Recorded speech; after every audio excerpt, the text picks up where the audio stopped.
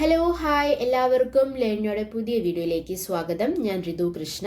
നമ്മൾ ഇന്ന് ഡിസ്കസ് ചെയ്യാൻ പോകുന്നത് PYQ പ്രീവിയസ് ഇയർ ക്വസ്റ്റ്യൻസ് ഏത് ടോപ്പിക് എന്നുള്ളതാണ്. കേന്ദ്ര ഭരണ പ്രദേശങ്ങൾ. ഇന്ത്യയുടെ അടിസ്ഥാന വസ്തുതകൾ അല്ലെങ്കിൽ ഇന്ത്യൻ ജോഗ്രഫി എന്ന ടോപ്പിക്കിലെ ഇന്ത്യയുടെ അടിസ്ഥാന വസ്തുതകൾ എന്ന മെയിൻ ടോപ്പിക്കിലെ ഇന്ത്യൻ സംസ്ഥാനങ്ങളെ കുറിച്ച് നമ്മൾ ഓൾറെഡി ഡിസ്കസ് ചെയ്ത് കഴിഞ്ഞായിരുന്നു. അതിനെയും കാണാത്തവരാണെങ്കിൽ ജനറൽ PSC ലേണിനോ ജനറൽ PSC എന്നുള്ള ചാനലിൽ നോക്കുക കേട്ടോ. ഇന്ത്യൻ സംസ്ഥാനങ്ങളിലെ പ്രീവിയസ് ഇയർ ക്വസ്റ്റ്യൻസ് നമ്മൾ അതിൽ വളരെ വ്യക്തമായി ഡിസ്കസ് ചെയ്തിട്ടുണ്ട്.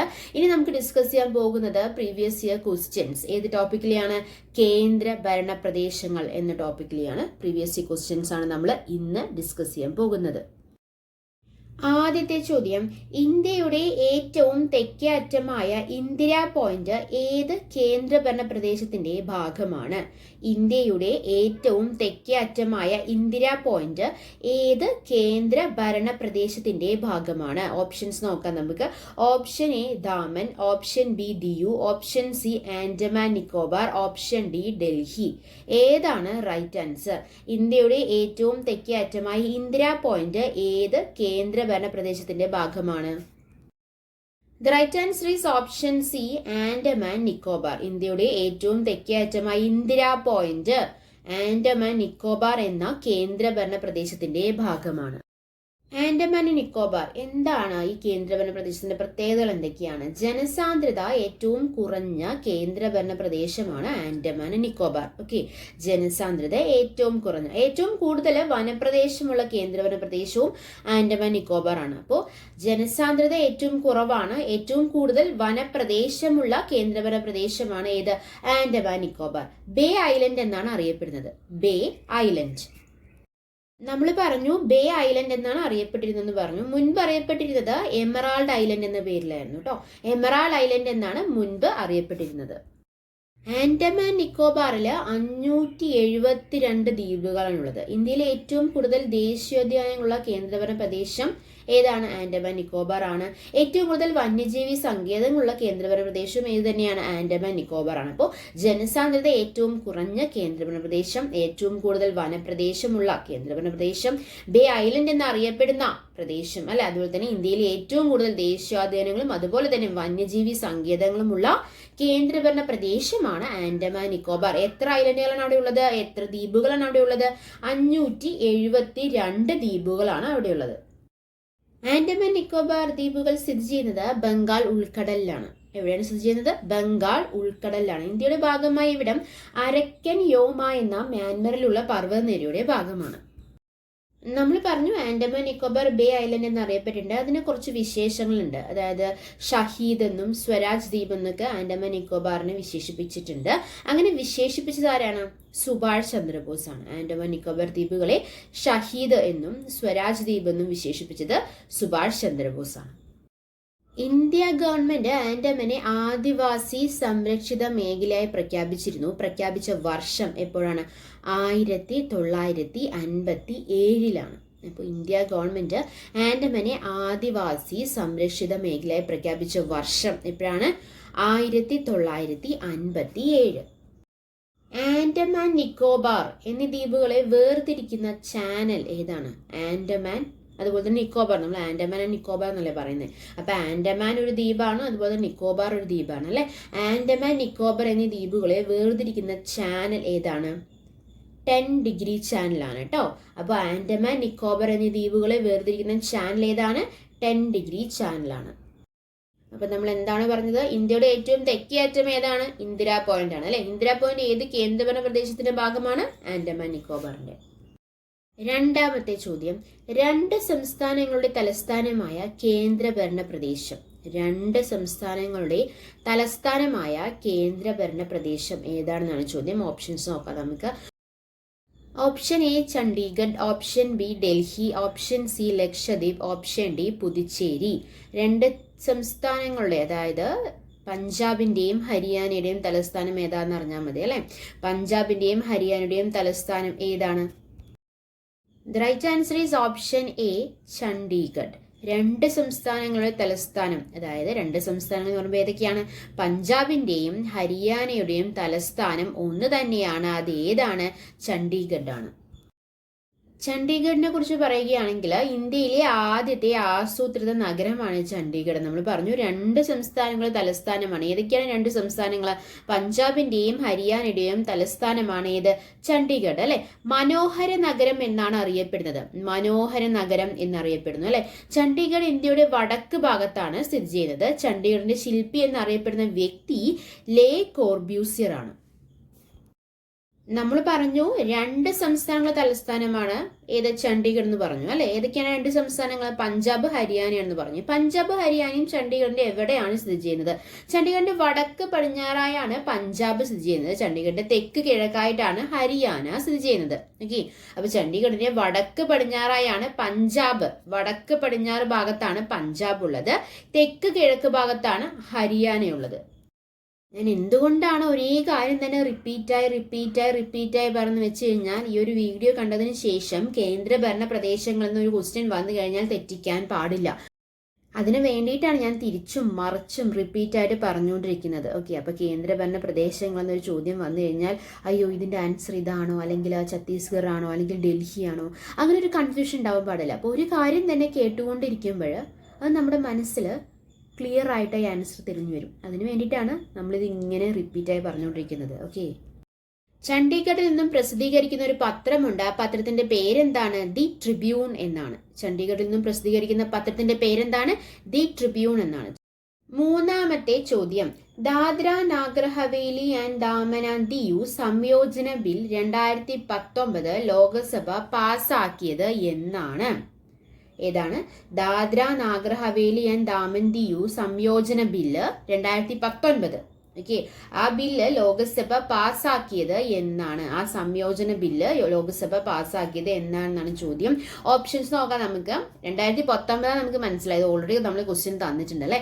ഓപ്ഷൻസ് നോക്കാം. Option A 27 November 2019, option B 3 December 2019, option D 9 December 2019, option D ഇവയൊന്നുമല്ല. അപ്പൊ സംയോജന ബിൽ 2019 ലോകസഭയാണ് കേട്ടാ, ലോകസഭ പാസാക്കിയത് എന്നാണ്. Right answer is option A 27 November 2019. അപ്പൊ സംയോജന ബിൽ 2019 ലോകസഭ പാസാക്കിയത് എന്നാണ്? 27 നവംബർ 2019. നോക്കിക്കേ, 2ാമത്തെ ഓപ്ഷനില്ലേ 3 ഡിസംബർ 2019, അത് രാജ്യസഭ പാസാക്കിയ ഡേറ്റ് ആണ്. ഡിസംബർ 3-നാണ് രാജ്യസഭ സംയോജന ബില്ല് പാസാക്കിയത്. ഇനി ഡിസംബർ 9 ആ ബിൽ രാഷ്ട്രപതി ഒപ്പുവെച്ച ദിവസമാണ്. അപ്പോൾ നവംബർ 27-ന് സംയോജന ബിൽ ലോകസഭ പാസാക്കി, ഡിസംബർ 3-ന് രാജ്യസഭ അത് പാസാക്കി, രാഷ്ട്രപതി ഒപ്പുവെച്ചത് എപ്പോഴാണ്? ഡിസംബർ 9-നാണ്. ദാദ്ര നാഗർ ഹവേലി ദാമൻ ദിയു എന്നീ കേന്ദ്രഭരണ പ്രദേശങ്ങൾ സംയോജിച്ച് ഒരൊറ്റ കേന്ദ്രഭരണ പ്രദേശമായി ഔദ്യോഗികമായി നിലവിൽ വന്നത് എപ്പോഴാണ്? 2020 ജനുവരി 26-നാണ്. ഓക്കെ, അപ്പൊ ദാദ്ര നാഗർ ഹവേലി ദാമൻ ദിയു എന്നീ കേന്ദ്രഭരണ പ്രദേശങ്ങൾ സംയോജിച്ചത് എപ്പോഴാണ്? 2020 ജനുവരി 26-ന്. അതാ ലോകസഭ പാസാക്കിയത് 27 നവംബർ 2019-ലാണ്. രാജ്യസഭ പാസാക്കിയത് ഡിസംബർ 3-നാണ്. രാഷ്ട്രപതി ഒപ്പുവെച്ചത് ഡിസംബർ 9-നാണ്. എന്നാൽ നിലവിൽ വന്നത് ജനുവരി 26-നാണ്. ഗുജറാത്തിനാൽ ചുറ്റപ്പെട്ട് കിടക്കുന്ന കേന്ദ്രഭരണ പ്രദേശമാണ് ദാദ്ര. ഗുജറാത്ത് മഹാരാഷ്ട്ര അതിർത്തിയിൽ സ്ഥിതി ചെയ്യുന്ന കേന്ദ്രഭരണ പ്രദേശമാണ് നാഗർ ഹവേലി. അപ്പോൾ ഗുജറാത്തിനാൽ മാത്രം ചുറ്റപ്പെട്ട് കിടക്കുന്ന കേന്ദ്രഭരണ പ്രദേശമാണ് ദാദ്ര. ഗുജറാത്ത് മഹാരാഷ്ട്ര അതിർത്തിയിൽ സ്ഥിതി ചെയ്യുന്ന കേന്ദ്രഭരണ പ്രദേശം ഏതാണ്? നാഗർ ഹവേലിയാണ്. 4ാമത്തെ ചോദ്യം, കേന്ദ്രഭരണ പ്രദേശമായ ഡൽഹി ഇന്ത്യയുടെ ഭരണ തലസ്ഥാനമായി മാറിയ വർഷം? കേന്ദ്രഭരണ പ്രദേശമായ ഡൽഹി ഇന്ത്യയുടെ ഭരണ തലസ്ഥാനമായി മാറിയ വർഷം ഏതാണ്? ഓപ്ഷൻസ് നോക്കാം നമുക്ക്. Option A 1992, option B 1994, option C 1993, option D 1995. ഏതാണ് റൈറ്റ് ആൻസർ? കേന്ദ്രഭരണ പ്രദേശമായ ഡൽഹി ഇന്ത്യയുടെ ഭരണ തലസ്ഥാനമായി മാറിയ വർഷം ഏതാണ്? The right answer is option A 1992. കേന്ദ്രഭരണ പ്രദേശമായ ഡൽഹി ഇന്ത്യയുടെ ഭരണ തലസ്ഥാനമായി മാറിയ വർഷം എന്നാണ്? 1992-നാണ്. ഇന്ത്യയുടെ തലസ്ഥാനമാണ് ഡൽഹി അല്ലേ. നമ്മൾ പറഞ്ഞു കേന്ദ്രഭരണ പ്രദേശമായ ഡൽഹി ഇന്ത്യയുടെ ഭരണ തലസ്ഥാനമായി മാറിയ വർഷം 1992 പറഞ്ഞു. അത് 1991 69ാം ഭരണഘടനാ ഭേദഗതി പ്രകാരമാണ് കേന്ദ്രഭരണ പ്രദേശമായ ഡൽഹി ഇന്ത്യയുടെ ഭരണ തലസ്ഥാനമായി മാറിയത്. അഞ്ചാമത്തെ ചോദ്യം, ഏറ്റവും ചെറിയ കേന്ദ്രഭരണ പ്രദേശം. ഏറ്റവും ചെറിയ കേന്ദ്രഭരണ പ്രദേശം ഏതാണ്? ഓപ്ഷൻസ് നോക്കാം നമുക്ക്. Option A Lakshadweep, option B Andaman Nicobar, option C Daman Diu, option D മാലിദ്വീപ്. ഏറ്റവും ചെറിയ കേന്ദ്രഭരണ പ്രദേശം ഏതാണ്? The right answer is option A Lakshadweep. ഏറ്റവും ചെറിയ കേന്ദ്രഭരണ പ്രദേശം ഏതാണ്? ലക്ഷദ്വീപാണ്. ഇന്ത്യയിലെ ഏറ്റവും ചെറിയ കേന്ദ്രഭരണ പ്രദേശമാണ് ലക്ഷദ്വീപ്. ഇന്ത്യയിലെ ഏറ്റവും ജനസംഖ്യ കുറഞ്ഞ കേന്ദ്രഭരണ പ്രദേശം ലക്ഷദ്വീപാണ്. അപ്പൊ ഇന്ത്യയിലെ ഏറ്റവും ജനസംഖ്യ കൂടിയ കേന്ദ്രഭരണ പ്രദേശം ഏതാണ്? അത് ഡൽഹിയാണ്. അപ്പോൾ ഇന്ത്യയിലെ ഏറ്റവും ജനസംഖ്യ കുറഞ്ഞ കേന്ദ്രഭരണ പ്രദേശം ലക്ഷദ്വീപാണ്. ജനസംഖ്യ കൂടിയ കേന്ദ്രഭരണ പ്രദേശം ഏതാണ്? ഡൽഹിയാണ്. ആറാമത്തെ ചോദ്യം, താഴെ പറയുന്നവയിൽ പോർച്ചുഗലിന്റെ അധീനതയിലായിരുന്ന പ്രദേശം. താഴെ പറയുന്നവയിൽ പോർച്ചുഗലിന്റെ അധീനതയിലായിരുന്ന പ്രദേശം ഏതാണെന്നാണ് ചോദ്യം. ഓപ്ഷൻസ് നോക്കാം. Option A Yanam, option B Mahe, option C Daman, option D Pondicherry. താഴെ പറയുന്നവയിൽ പോർച്ചുഗലിന്റെ അധീനതയിലായിരുന്ന പ്രദേശം ഏതാണ്? The right answer is option C Daman. അപ്പോൾ ദാമനാണ് പോർച്ചുഗലിന്റെ അധീനതയിലായിരുന്ന പ്രദേശം. ഏഴാമത്തെ ചോദ്യം, ഓൾ ഇന്ത്യ മലേറിയ ഇൻസ്റ്റിറ്റ്യൂട്ട് സ്ഥിതി ചെയ്യുന്നത് എവിടെ? ഓൾ ഇന്ത്യ മലേറിയ ഇൻസ്റ്റിറ്റ്യൂട്ട് സ്ഥിതി ചെയ്യുന്നത് എവിടെയാണ്? ഓപ്ഷൻസ് നോക്കാം നമുക്ക്. Option A Kolkata, option B Bhopal, option C New Delhi, option D Hyderabad. All India malaria institute സ്ഥിതി ചെയ്യുന്നത് എവിടെയാണ്? The right answer is option C New Delhi. All India malaria institute സ്ഥിതി ചെയ്യുന്നത് എവിടെയാണ്? ന്യൂഡൽഹിയിലാണ്. ഡൽഹിയുടെ പഴയകാല നാമം എന്താണ്? ഇന്ദ്രപ്രസ്ഥം എന്നാണ്. ഡൽഹി സ്ഥിതി ചെയ്യുന്ന നദീതീരം ഏതാണ്? യമുനയാണ് അല്ലെ. ഇന്ത്യയുടെ തലസ്ഥാനം കൽക്കട്ടയിൽ നിന്ന് ഡൽഹിയിലേക്ക് മാറ്റാൻ തീരുമാനിച്ചത് 1911. അപ്പം നമ്മൾ പറഞ്ഞു കേന്ദ്രഭരണ പ്രദേശമായ ഡൽഹി ഇന്ത്യയുടെ ഭരണ തലസ്ഥാനമായി മാറിയ വർഷം 1992. അത് ഏത് ഭേദഗതി പ്രകാരമാണ്? ഏത് ഭരണഘടനാ ഭേദഗതി പ്രകാരമാണ്? 1991 69ാം ഭരണഘടനാ ഭേദഗതി പ്രകാരമാണ് കേന്ദ്രഭരണ പ്രദേശമായ ഡൽഹി ഇന്ത്യയുടെ ഭരണ തലസ്ഥാനമായി മാറിയത്. ഇന്ത്യയുടെ തലസ്ഥാനം കൽക്കട്ടയിൽ നിന്ന് ഡൽഹിയിലേക്ക് മാറ്റാൻ തീരുമാനിച്ചത് 1911. ഇന്ത്യയിലെ ആദ്യ വനിതാ പോസ്റ്റ് ഓഫീസ് ആരംഭിച്ച നഗരം, ഇന്ത്യയിൽ ആദ്യമായി ടെലിവിഷൻ സംപ്രേഷണം ആരംഭിച്ച നഗരം, ഇന്ത്യയിലെ ആദ്യ ഫുഡ് ബാങ്ക് ആരംഭിച്ച നഗരം, ഏഷ്യയിലെ തന്നെ ഏറ്റവും വലിയ ജയിലായ തീഹാർ ജയിൽ സ്ഥിതി ചെയ്യുന്ന നഗരം എല്ലാം ഏത് തന്നെയാണ്? ന്യൂഡൽഹി തന്നെയാണ്.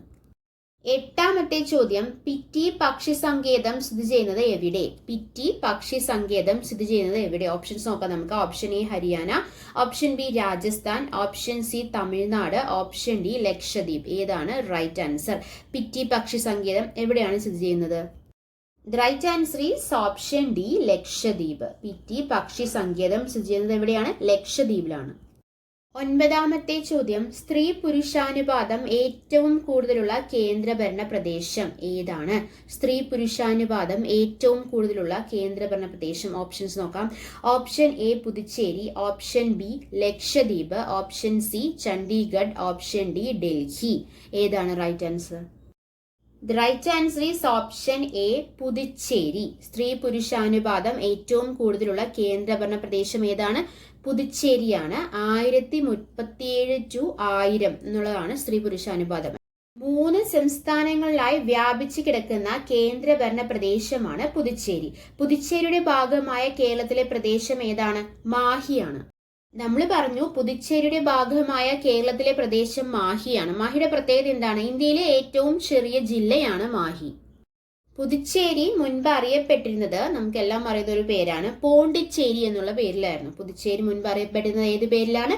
പോണ്ടിച്ചേരി എന്നുള്ള പേരിലാണ്. അവിടെ സ്ത്രീ പുരുഷാനുപാതം ഏറ്റവും കൂടുതലാണ് അല്ലെ.